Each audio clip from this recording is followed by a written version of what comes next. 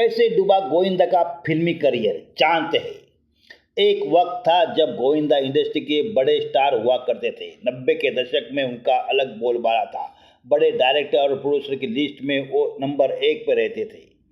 हालांकि लोकप्रियता ऊंचाई पर जाने के बाद एक्टर का जो डाउनफॉल शुरू हुआ वो आज तक चल रहा है। फिल्म मेकर और ex censor board chief Prahlad Nilani ने एक्टर के बारे में बात की।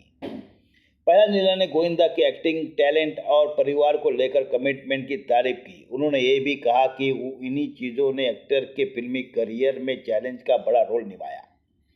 उन्होंने कहा वो धीरे धीरे और ज़्यादा अंधविश्वासी बन गया था। वो हमेशा से थोड़े भोले थे। वो कहते थे कि सेट पर झूमर गिर जाएगा और सबको हटने को कहते थे। फिर वो भविष्यवाणी करने लगे कि कादर खान डूबने वाले हैं। वो अपने अंधविश्वास के हिसाब से लोगों के कपड़ों का रंग बदलवा देते थे।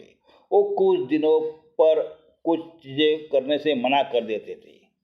ये सारी चीज़ें उनके आलस और भोलेपन के साथ मिलकर उनके डाउनफॉल का कारण बनी।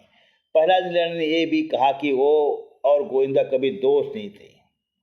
उन्होंने कहा हमारा कनेक्शन था, लेकिन उनके साथ काम करने में हमेशा निश्चितता रहती थी और दर्जनों बी और सी ग्रेड फिल्में बिना सोचे साइन कर लेते थे। वो एक ही वक्त पर 5-6 फिल्मों में काम कर रहे होते थे। किसी को पता नहीं होता था कि वो कहाँ है। वो हमेशा लेट होते थे, झूठ बोलते थे। उन्होंने मुझसे कहा था कि वो ये सब पैसों के लिए कर रहे हैं। मैंने उन्हें कहा था कि उनकी ये सोच बेहद खतरनाक है। प्रहलाद ने ये भी कहा कि गोविंदा ने कभी किसी से कोई रिश्ता नहीं रखा।